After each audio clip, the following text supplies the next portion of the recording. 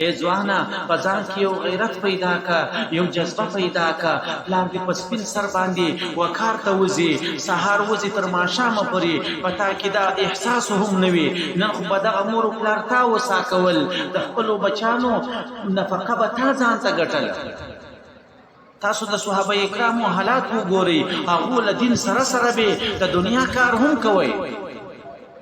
معاذ بن جبل چې په غزوه تبوک کې د رسول الله صلی الله علیه وسلم قائم مقام دی، چې کله به د مسلمانانو له خدمت څخه فارغ شو، بیا به د لرګي کاټول، لرګي به متول، خپلو بچانو ته به نفقه ګټل.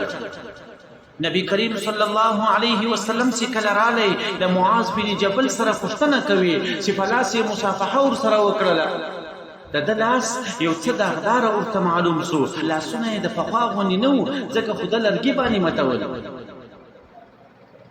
نو نبی کریم صلی الله علیه وسلم پوښتنه ځینې وکړه چې ای معاذه، دا لاس دې ولې دا رقم ته دی؟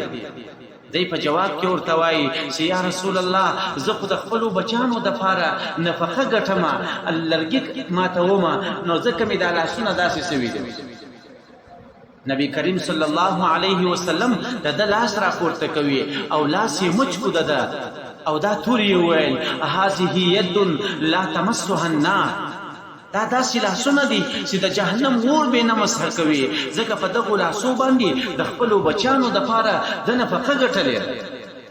نو د خپلو بچانو دپاره نفقه ګټل دا هم پر انسان باندې فرض دی، دا عین عبادت ده. نو ځوانان مو باید په ځان کې دا جذبه پیدا کړي.